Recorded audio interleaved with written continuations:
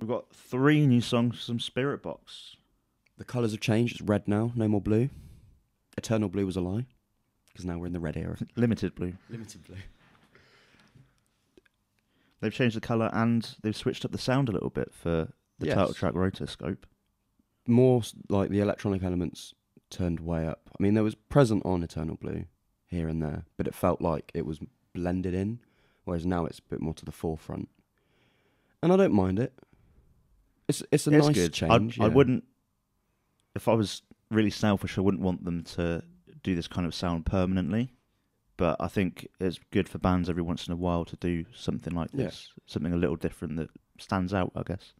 I think, because we'll talk about the other songs, but it's sort of the theme across the whole EP is that the electronic, and I guess in a way the sort of a calmer side of them is a bit more to the forefront. Yeah.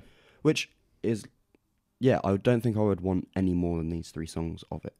But it is really nice to just have something that's a little bit different. It feels like this is like a little taster of like, let's see what people think of this kind of thing. I have seen, I think that all of these songs were written right after Eternal Blue was written. So it was kind of still in the same era, but they just kind of kept them back. But that might have, I think, it makes sense to have kept them back. Yeah, they wouldn't have fitted on the album together. Yeah. I think going with that first song, it's an interesting sound than we've heard, like you said. I like the effects of like the EQ that they have on Courtney's vocals. I think added like a different vibe to the sound of them.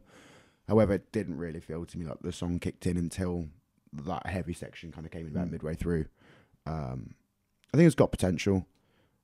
Sew Me Up was quite interesting because I could hear like a little, some like new metal influence in there. I could hear a bit of Korn in some of the riffs and some like slightly more percussive bass and how the drums were kind of produced with that. But then I think when me and you were talking about it in particular, Dan, Hysteria is the standout song. Yeah, I mean, the first 2 are kind of a bit newer, something a bit more different, a bit more of this electronic sound like we mentioned.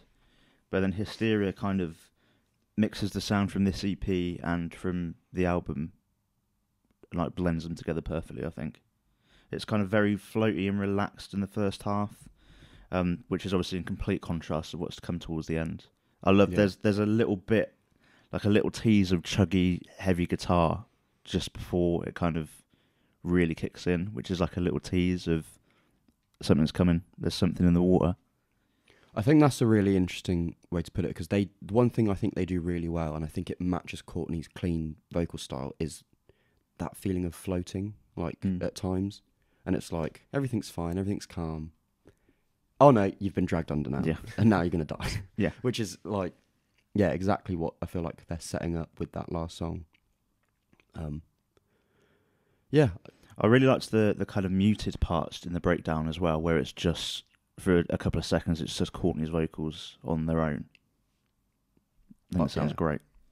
I really hope they come back to the UK soon, because their download set was really good.